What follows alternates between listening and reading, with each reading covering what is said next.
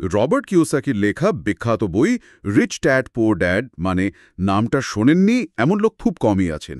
আজ আমরা এই বইটার একটু গভীরে যাব। আমাদের হাতে আছে বইটার একটা বাংলা অডিও বুকের নির্যাস। বইটার মূল ব্যাপারটা দাঁড়িয়ে আছে দুটো ভিন্ন মানসিকতার বাবার গল্প ঘিরে। একজন হলেন লেখকের নিজের বাবা, বেশ উচ্চশিক্ষিত, কিন্তু আর্থিক দিক দিয়ে সবসময় একটা টানাপোড়েনে ভুগতেন। লেখক তাকে বলছেন পুয়ার ড্যাড। আর অন্যজন, তিনি হলেন লেখকের বন্ধুর বাবা। প্রথাগত শিক্ষা হয়তো তেমন ছিল না, কিন্তু ব্যবসায়িক বুদ্ধিতে ছিলেন অসাধারণ, খুবই ধনী। তাকেই বলা হচ্ছে রিচ ড্যাড। মানে অর্থ আর জীবন নিয়ে একেবারে বিপরীত ধর্মী যে চিন্তা ভাবনা, যে পরামর্শ, সেটাই কিন্তু বইটার মূল আকর্ষণ, তার প্রাণ। আজকের এই আলোচনায় আমরা চেষ্টা করব বুঝতে যে কিওসাকি কিভাবে এই দুই ধারার শিক্ষা থেকে নিজের মতো করে নির্যাস নিয়েছিলেন, আর সম্পদ তৈরির জন্য বইটাতে ঠিক কোন কোন নীতি বা প্রিন্সিপলের ওপর জোর দেওয়া হয়েছে। আমাদের লক্ষ্যটা হলো অর্থ নিয়ে আমাদের যে গতানুগতিক ধারণাগুলো আছে না, সেগুলোকে একটু নাড়িয়ে দেওয়া, একটু প্রশ্ন করা। দারুণ। তাহলে চলুন শুরুতেই এই দুই বাবার দর্শনের পার্থক্যটা আরেকটু যদি খুলে বলি। লেখকের নিজের বাবা মানে পুয়ার ড্যাড, উনি একাডেমিক দিক থেকে কিন্তু অত্যন্ত সফল ছিলেন। ভাবুন, স্ট্যানফোর্ড, শিকাগো ইউনিভার্সিটির মতো জায়গায় পড়াশোনা করেছেন, পিএইচডি ডিগ্রি। হ্যাঁ, সো গই একদম। তো স্বাভাবিকভাবেই উনি জোর দিতেন যে ভালো করে পড়ো, ভালো রেজাল্ট করো, আর তারপর একটা নিরাপদ সিকিউর চাকরি খুঁজে নাও। সরকারি চাকরি বা শিক্ষকতা, এগুলোকে উনি খুব সম্মানজনক আর নিরাপদ ভাবতেন আর কি। অন্যদিকে রিচ ড্যাড মানে লেখকের বন্ধুর বাবা, যার পড়াশোনা ভাবুন মাত্র ক্লাস 8 পর্যন্ত, তার ফোকাসটা কিন্তু ছিল একেবারে অন্য জায়গায়। উনি মনে করতেন পুঁথিগত বিদ্যার থেকেও অনেক বেশি জরুরি হল আর্থিক বুদ্ধিমত্তা, মানে ফিন্যান্সিয়াল ইন্টেলিজেন্স।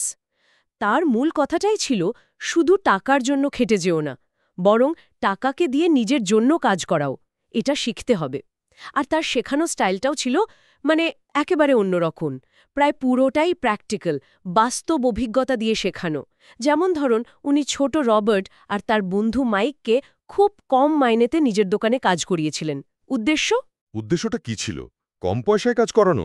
না না, উদ্দেশ্য ছিল যাতে ওরা একেবারে গোড়া থেকে শেখে টাকা জিনিসটা আসলে কি, কতটা কঠিনভাবে আসে, কিভাবে সেটা ম্যানেজ করতে হয়।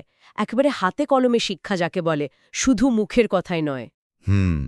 এই বাস্তব অভিজ্ঞতা আর প্রথাগত শিক্ষার মধ্যেকার ফারাকটা, এটাই যেন বইটার একটা মূল সুর, তাই না? বইটাতে একটা বেশ জোরালো যুক্তিও আছে এই নিয়ে, যে আমাদের স্কুল কলেজগুলো আমাদের খুব ভালো এমপ্লয়ি বা কর্মী হতে শেখায়। একদম, কিভাবে টাকার জন্য ভালোভাবে কাজ করতে হয় সেটা খুব ভালো শেখায়। কিন্তু টাকা কিভাবে আমাদের জন্য কাজ করতে পারে সেই বিষয়টা, সেই শিক্ষাটা প্রায় দেয় না। একদম ঠিক পয়েন্ট। আর এর ফল কি হয়? ফলস্বরূপ বেশিরভাগ মানুষ একটা চক্রে আটকে যায়।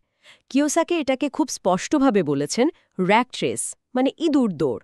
ইঁদুর দৌড়, ব্যাপারটা ঠিক কি? ব্যাপারটা হলো, মাস গেলে মাইনে পেলাম, সেই টাকা দিয়ে এই বিল ওই বিল, বাড়ি ভাড়া, খাবার, যাতায়াত সব মেটালাম, টাকা শেষ, আবার পরের মাসের মাইনের জন্য অপেক্ষা। এই চক্রটা চলতেই থাকে, কিন্তু সত্যিকারের আর্থিক স্বাচ্ছন্দ্য বা স্বাধীনতা সেটা আর আসে না। কিওসাকির মতে এই র্যাট রেস থেকে বেরোনোর প্রথম আর সবচেয়ে জরুরি ধাপটাই হল আর্থিক সাক্ষরতা অর্জন করা, ফিন্যান্সিয়াল লিটারেসি। আর এই আর্থিক সাক্ষরতার কথা বলতে এসেই তো বইটার সেই বিখ্যাত ধারণাটার কথা বলে, সম্পদ আর দায়ের ধারণা, অ্যাসেট আর লায়াবিলিটি। এটা তো অনেকের প্রচলিত ধারণাকে বেশ বড় ধাক্কা দেয়। ঠিক বলেছেন, এটা সম্ভবত বইয়ের সবচেয়ে শক্তিশালী আর বলতে পারেন বৈপ্লবিক আইডিয়াগুলোর একটা। সংজ্ঞাটা কিন্তু খুব সহজ।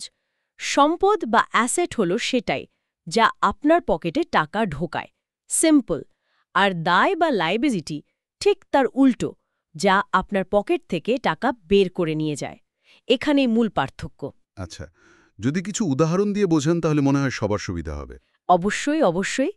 ধরুন, আপনার একটা বাড়ি আছে যেখান থেকে আপনি প্রতি মাসে ভাড়া পান। তাহলে সেই বাড়িটা আপনার জন্য একটা সম্পদ, কারণ ওটা আপনার জন্য আয় তৈরি করছে, আপনার পকেটে টাকা আনছে। একইভাবে স্টক মার্কেট থেকে ডিভিডেন্ড পাচ্ছেন বা বন্ড থেকে ইন্টারেস্ট, নিজের ব্যবসার লাভ, এগুলো সবই হলো অ্যাসেট বা সম্পদ। আর লায়াবিলিটি? সে মর্টগেজের কিস্তি দিতে হয় বা ধরুন প্রপার্টি ট্যাক্স, মেনটেনেন্সের খরচ, তাহলে সেই বাড়িটা দেখতে যতই দামি হোক না কেন, কিওসাকির দর্শন অনুযায়ী ওটা আসলে আপনার জন্য একটা বড় লায়াবিলিটি বা দায়, কারণ ওটা নিয়মিত আপনার পকেট থেকে টাকা বের করে নিচ্ছে। গাড়ির লোন, ক্রেডিট কার্ডের বিল মেটানো, এগুলোও একই রকমভাবে দায়। এখানেই তো ব্যাপারটা বেশ ইন্টারেস্টিং হয়ে যায়, কারণ পুয়ার ড্যাড যেমন ভাবতেন, আর সত্যি বলতে কি আমাদের সমাজের বেশিরভাগ মানুষই তো ভাবেন যে নিজের বাড়িটা হলো সবচেয়ে বড় অ্যাসেট। হ্যাঁ, ঠিক। কিন্তু রিচ ড্যাডের দর্শন বলছে, যদি না সেটা তোমার জন্য আয় তৈরি করে, তাহলে ওটা সম্পদ নয় বরং দায়। এটা সত্যি আমাদের চিন্তাভাবনার মোড় ঘুরিয়ে দেয়, তাই না? অবশ্যই। আমাদের শেখায় যে শুধু খরচের দিকটা দেখলেই হবে না, আয়ের উৎসগুলোকেও চিনতে হবে। একদম। আর এই ধারণা থেকেই বইয়ের পরের গুরুত্বপূর্ণ পরামর্শটা আসে, মাইন্ড ইয়োর ওন বিজনেস, মানে নিজের সম্পদে মনোযোগ দিন। মাইন্ড ইয়োর ওন বিজনেস এর মানে কি এই যে চাকরি ছেড়ে দিয়ে নিজের ব্যবসা শুরু করতে হবে? না, না, ঠিক তা নয়। মানে সরাসরি চাকরি ছাড়ার কথা বলা হচ্ছে না। এখানে বিজনেস বলতে আসলে বোঝানো হচ্ছে আপনার অ্যাসেট কলাম বা আপনার সম্পদের তালিকা। মূল কথাটা হলো আপনার চাকরি বা পেশা, সেটা হয়তো আপনার মাস মাইনে দেবে, আপনার দৈনন্দিন খরচ চালাবে, ঠিক আছে? কিন্তু আপনার আসল বিজনেস কোনটা? সেটা হলো আপনার অ্যাসেটগুলো, আপনার সম্পদগুলো, যা আপনার জন্য নীরবে আয় তৈরি করে চলেছে। আপনি হয়তো তখন কাজ করছেনও না। তাই শুধু মাইনের ওপর ভরসা না করে আপনাকে ধীরে ধীরে নিজের একটা অ্যাসেট কলাম তৈরি করতে হবে এবং সেটাকে ক্রমাগত বাড়িয়ে যেতে হবে। কি ধরনের অ্যাসেট হতে পারে? সেটা হতে পারে রিয়েল এস্টেট ইনভেস্টমেন্ট, হতে পারে স্টক, বন্ড, বা ধরুন নিজের কোনো ছোট পার্ট টাইম ব্যবসা। যাই হোক না কেন, যা আপনার জন্য আয় তৈরি করবে। মূল কথা, চাকরি আপনার বিল মেটাবে, কিন্তু সম্পদ তৈরি করবে আপনার আসল বিত্ত। বুঝলাম। তার মানে পেশা যাই হোক, তার পাশাপাশি নিজের সম্পদ তৈরিতেও মন দিতে হবে। শুধু টাকা রোজগার করাটাই শেষ কথা নয়, সেটাকে ধরে রাখা এবং বাড়ানো, সেটার কৌশলও জানতে হবে। এখানেই কি কর্পোরেশন আর ট্যাক্সের ব্যাপারটা আসে? ধনীরা যেভাবে ট্যাক্স বাঁচায় বা সুবিধা নেয়, বইতে কি এটা নিয়ে কিছু বলা আছে? হ্যাঁ, এটা আর একটা খুব গুরুত্বপূর্ণ দিক। কিওসাকি বলছেন, ধনীরা প্রায়শই কর্পোরেশনের কাঠামোটা ব্যবহার করে নিজেদের আর্থিক স্বার্থ রক্ষা করার জন্য। এর দুটো প্রধান কারণ বইতে বলা হয়েছে। এক, ট্যাক্সের সুবিধা পাওয়া, মানে ট্যাক্স অ্যাডভান্টেজ। আর দুই, অ্যাসেট প্রোটেকশন বা সম্পদের সুরক্ষা। ট্যাক্সের সুবিধাটা ঠিক কেমন? যেমন ধরুন, একটা কর্পোরেশন তার ব্যবসার খরচগুলো, যেমন ধরুন এমপ্লয়ির স্যালারি, অফিস ভাড়া, অন্যান্য খরচ, এগুলো সব আয় থেকে বাদ দিতে পারে ট্যাক্স দেওয়ার আগেই। কিন্তু একজন সাধারণ চাকরিজীবী, তিনি তো আগে মাইনের ওপর ইনকাম ট্যাক্স দেন, তারপর যা হাতে থাকে সেটা দিয়ে খরচ করেন। ও, এটা তো একটা বিরাট পার্থক্য। কর ব্যবস্থার ইতিহাস নিয়েও কি কিছু বলা হয়েছে? মানে এটা কিভাবে এমন হলো? হ্যাঁ, সংক্ষেপে বলা হয়েছে।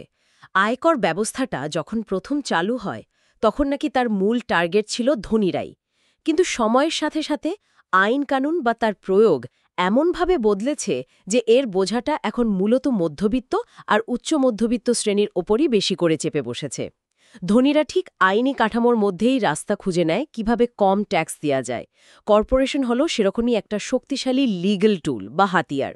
কিওসাকি এটাকে তুলনা করেছেন অনেকটা খেলার নিয়ম জানার সাথে।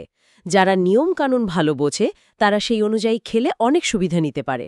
তার মানে ফিন্যান্সিয়াল ইন্টেলিজেন্স বা আর্থিক বুদ্ধিমত্তার একটা বড় অংশ হল এই নিয়মগুলো জানা এবং সেগুলোকে নিজের সুবিধার্থে ব্যবহার করতে শেখা। এই আর্থিক বুদ্ধিমত্তা বাড়ানোর জন্য বইতে ঠিক কোন কোন দিকে জোর দিতে বলা হয়েছে? মানে ফিন্যান্সিয়াল আইকিউ কিভাবে বাড়ানো যায়? কিওসাকি মূলত ৪টে মূল স্তম্ভের কথা বলেছেন। এগুলোকে উনি ফিন্যান্সিয়াল আইকিউ এর ভিত্তি মনে করেন। প্রথমটা হলো অ্যাকাউন্টিং বা হিসাব রক্ষণ, মানে সংখ্যা বুঝতে পারা, আয় ব্যয়ের হিসেব রাখতে পারা, ফিন্যান্সিয়াল স্টেটমেন্ট পড়তে ও বুঝতে পারা। এটা খুব জরুরি। দ্বিতীয়টা হলো ইনভেস্টিং বা বিনিয়োগ, অর্থাৎ টাকা কিভাবে আরও টাকা তৈরি করে সেই সায়েন্স এবং আর্টটা জানা। কোথায়, কখন, কিভাবে ইনভেস্ট করলে ঝুঁকি কমে, লাভ বাড়ে, এই কৌশলগুলো বোঝা। আচ্ছা। আর বাকি দুটো স্তম্ভ, তৃতীয়টা হলো বাজার বোঝা, মানে আন্ডারস্ট্যান্ডিং মার্কেটস, চাহিদা আর যোগান, মানে ডিমান্ড আর সাপ্লাই নিয়মগুলো বোঝা।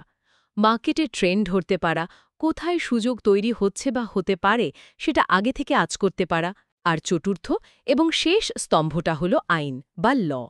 বিশেষ করে কর্পোরেট আইন, ট্যাক্স আইন, এই বিষয়গুলো সম্পর্কে একটা সাধারণ ধারণা থাকা দরকার। কারণ এই আইনগুলোই তো ব্যবসার পরিবেশ বা পার্সোনাল ফিন্যান্স ম্যানেজমেন্টের কাঠামোটা তৈরি করে দেয়। এই 4টে বিষয়ে যদি জ্ঞান আর দক্ষতা বাড়ানো যায়, তাহলে সঠিক আর্থিক সিদ্ধান্ত নেওয়াটা অনেক সহজ হয়ে যায়। জ্ঞান অর্জন করা তো হলো, কিন্তু অনেক সময় তো দেখি মানুষ অনেক কিছু জানে, বোঝে, কিন্তু ঠিক সময় ঠিক পদক্ষেপটা নিতে পারে না। এর পেছনে কি অন্য কোনো কারণ থাকে? মানে কোনো মানসিক বাধা? বইতে কি এই দিকটা নিয়ে কিছু বলা আছে? অবশ্যই আছে। আর এটা খুব গুরুত্বপূর্ণ একটা অংশ বইয়ের। কিওসাকি বলছেন, শুধু জ্ঞান থাকলেই হবে না, আমাদের ভেতরে থাকা কিছু গভীর ভয়, কিছু সন্দেহ, কিছু খারাপ অভ্যাস, এগুলোও কিন্তু আর্থিক সাফল্য আটকে দেয়। উনি কয়েকটা প্রধান মানসিক বাধার কথা খুব স্পষ্টভাবে উল্লেখ করেছেন। তার মধ্যে সবচেয়ে বড় বাধা হল অর্থ হারানোর ভয়, ফিয়ার অফ লুজিং মানি। এই ভয়ের কারণে অনেকে এমন বিনিয়োগের সুযোগ ছেড়ে দেয় যা হয়তো খুবই লাভজনক হতে পারত, শুধু ফেল করার ভয়ে। এটা তো খুব সত্যি, আমাদের চারপাশে এরকম অনেক দেখি। আর কি বাধার কথা বলেছেন? আর একটা হল সিনিসিজম, মানে সবকিছুতে একটা অতিরিক্ত সন্দেহ, একটা নেতিবাচক মনোভাব। যারা সবসময় বলে, ধুর, এটা সম্ভব না, এসব করে কিচ্ছু হবে না, তারা আসলে নিজেদের সুযোগ নিজেরাই বন্ধ করে দেয়। তারপর আছে অলসতা, লেজিনেস। অনেকে হয়তো ভাবে ধনী হওয়াটা খুব কঠিন কাজ, বা আমার দ্বারা হবে না, তাই চেষ্টাই করে না, বসে থাকে। খারাপ অভ্যাস, যেমন ধরুন আয়ের চেয়ে বেশি ব্যয় করার টেন্ডেন্সি, এটাও একটা বিরাট বাধা। আর সবশেষে উনি বলেছেন ঔদ্ধত্য বা অ্যারোগেন্সের কথা, মানে আমি সব জানি, আমার আর নতুন কিছু শেখার দরকার নেই, এই মনোভাব। যারা মনে করে তারা সব জানতা, তারা আসলে নতুন কিছু শেখার দরজাটাই বন্ধ করে দেয়। এই বাধাগুলো তো কম বেশি আমাদের সবার মধ্যেই থাকে মনে হয়। এগুলো থেকে বেরোনোর উপায় কি? মানে এগুলোকে ম্যানেজ করার কোনো টিপস? উপায় হল প্রথমত সচেতন হওয়া, নিজের এই আবেগগুলো, এই মানসিকতাগুলোকে চেনা, তারপর সেগুলোকে নিয়ন্ত্রণ করার চেষ্টা করা। যেমন ধরুন, অর্থ হারানোর ভয় যদি থাকে, তাহলে শুরুতেই বিশাল ঝুঁকি না নিয়ে ছোট ছোট পদক্ষেপে শুরু করা যেতে পারে। জ্ঞান বাড়িয়ে ভালো করে রিসার্চ করে ঝুঁকি কমানো শিখতে হবে। ভুল করার ভয়, ভুল তো হবেই, ভুল থেকে শেখাটাই তো সবচেয়ে বড় শিক্ষা, এটাকে স্বাভাবিক বলে মেনে নিতে হবে। আর কিওসাকি একটা খুব জরুরি অভ্যাসের কথা বারবার বলেছেন, পে ইয়োরসেলফ ফার্স্ট, মানে নিজেকে আগে পরিশোধ করুন। পে ইয়োরসেলফ ফার্স্ট, এটা কি রকম? এর মানে হল, আপনার যখনই কোনো আয় হচ্ছে, মাইনে পাচ্ছেন বা ব্যবসা থেকে লাভ হচ্ছে, সেখান থেকে প্রথমেই একটা নির্দিষ্ট অংশ, ধরুন অন্তত 10%, সঞ্চয় বা বিনিয়োগের জন্য আলাদা করে সরিয়ে ফেলুন। তারপর বাকি যে টাকাটা থাকবে সেটা দিয়ে মাসের খরচ চালান। বেশিরভাগ মানুষ কি করে, ঠিক উল্টোটা, আগে সব খরচ করে, তারপর মাস শেষে যদি কিছু বাঁচে সেটা সঞ্চয় করে, যেটা প্রায়শই কিছুই বাঁচে না। এই একটা অভ্যেস, পে ইয়োরসেলফ ফার্স্ট, এটাই কিন্তু আর্থিক শৃঙ্খলার দিকে একটা বিরাট পদক্ষেপ হতে পারে। দারুণ একটা কৌশল তো। বেশ, এতক্ষণ আমরা মূলত দর্শন, আইডিয়া, মানসিক বাধা এগুলো নিয়ে কথা বললাম। এবার একটু প্র্যাকটিক্যাল দিকে আসি। কেউ যদি সত্যি এই বইয়ের নীতিগুলো মেনে নিজের আর্থিক অবস্থার উন্নতি করতে চায়, তাহলে শুরু করার জন্য কিছু কনক্রিট স্টেপস বা পদক্ষেপের কথাটি বলা হয়েছে? মানে কোথা থেকে শুরু করবে? হ্যাঁ, বইয়ের শেষের দিকে বেশ কিছু কার্যকারী আর বাস্তবসম্মত পদক্ষেপের কথা বলা হয়েছে। এগুলোকে কয়েকটা পয়েন্টে ভাগ করলে বুঝতে সুবিধা হবে। প্রথম ধাপটা হলো মানসিক প্রস্তুতি আর মোটিভেশন খুঁজে বের করা। এর মধ্যে সবচেয়ে গুরুত্বপূর্ণ হলো একটা খুব শক্তিশালী কেন বা ওয়াই খুঁজে বের করা। কেন আপনি আর্থিকভাবে স্বাধীন হতে চান? আপনার কারণটা কি? পরিবারের জন্য, ভবিষ্যতে সুরক্ষার জন্য, নাকি নিজের কোনো স্বপ্ন পূরণের জন্য? এই কেনটা যত স্পষ্ট হবে, যত জোরালো হবে, আপনার এগিয়ে চলার পথে তত বেশি শক্তি পাবেন, বাধা আসলেও লেগে থাকতে পারবেন। এর সাথেই জড়িত হল প্রতিদিন ছোট ছোট সঠিক পছন্দ করা, যেমন হয়তো টিভি না দেখে সেই সময়টায় একটা বই পড়া, বা অপ্রয়োজনীয় খরচটা একটু কমানো, নতুন কিছু শেখার জন্য সময় বের করা, এইগুলো। আচ্ছা, মানসিক প্রস্তুতির পর তাহলে জ্ঞান অর্জন আর কৌশল তৈরির দিকটা আসছে। একদম। এখানে জরুরি হল আপনি কাদের সাথে মিশছেন সে ব্যাপারে খুব সতর্ক থাকা। নেগেটিভ বা হতাশাবাদী মানুষদের এড়িয়ে চলুন। পজিটিভ, সাকসেসফুল মানুষদের সাথে মিশুন, তাদের কাছ থেকে শিখুন। বই পড়া, দরকার হলে সেমিনার বা কোর্সে অংশ নেয়া। একটা নির্দিষ্ট ইনভেস্টমেন্ট ফর্মুলা, ধরুন রিয়েল এস্টেট বা স্টক মার্কেট, সেটা আগে ভালোভাবে আয়ত্ত করুন, তারপর না হয় অন্য কিছুতে মন দেবেন। আর খুব গুরুত্বপূর্ণ একটা কথা, যোগ্য উপদেষ্টা, যেমন ধরুন একজন ভালো অ্যাকাউন্ট্যান্ট, একজন ভালো অ্যাটর্নি বা লয়ার, একজন ভালো ব্রোকার, এদের পেছনে পয়সা খরচ করতে দ্বিধা করবেন না। তাদের ভালো পরামর্শ আপনার অনেক ভুল সিদ্ধান্ত আর লোকসান বাঁচিয়ে দিতে পারে। নিজের হিরো বা রোল মডেল খুঁজে নেওয়াটাও উনি জরুরি বলেছেন।